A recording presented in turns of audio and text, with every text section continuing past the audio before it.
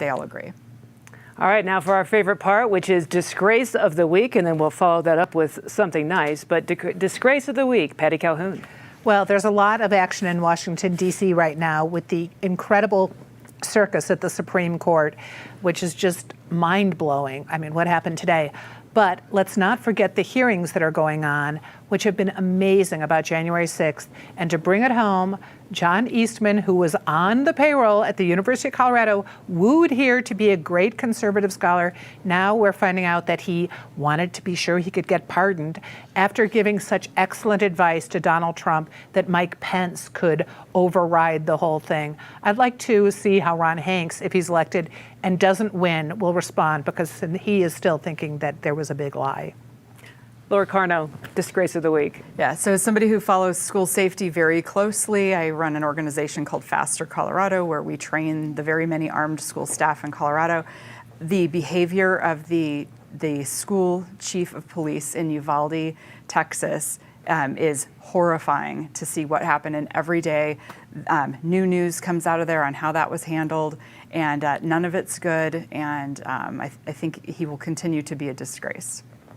Eric Sonderman. Well, I agree with Laura. I was going to go the same place as Patty, but since she said it, let me keep it a little more locally. The Douglas County Commissioners and their sort of ham-handed amateur hour threat to use eminent domain, to take back a mountain park that has been part of the Denver Mountain Park systems forever, Daniels Park, which is a beautiful piece of land, over their disagreement with Denver over concealed carry law.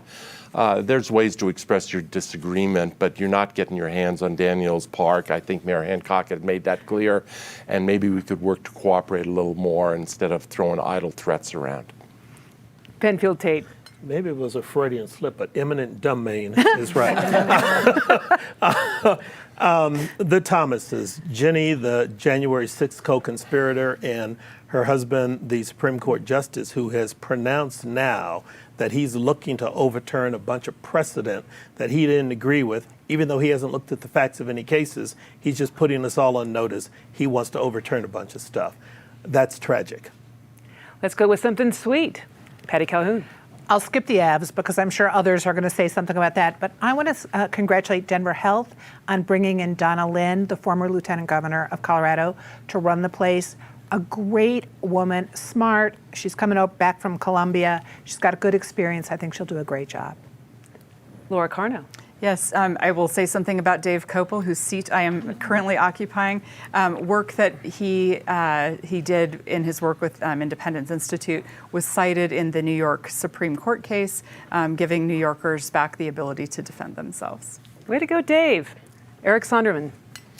Heroes are in short supply these days. Wyoming Representative Liz Cheney is stepping into that role. That is what courage looks like. The history books are going to be a lot kinder to her, whether she gets reelected or not, than they're going to be to a lot of her cohorts among the Republican caucus of Congress. And since we have a minute, let's go Avs. Let's finish it off tonight. I have my hockey tie. And for the record, Patty, on the New Year's show, when we were asked to give predictions, I predicted that the Avs would bring home the cup. Penfield Tate. All of mine have been taken, so go Avs.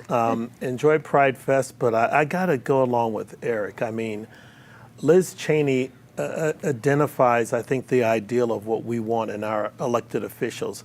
I rarely agree with her on any substantive issue, but in terms of being a statesperson and looking out for the best interest of the country and putting herself at risk, at political risk of losing her reelection, because she wants to uphold the institutions of democracy, says a whole lot about this woman. And I just, as an American, I just couldn't be prouder. Well, that's all the time we have. I want to thank everyone at this table. Fantastic job. We'll see you next Friday on YouTube, PBS Channel 12, and also pbschannel.org.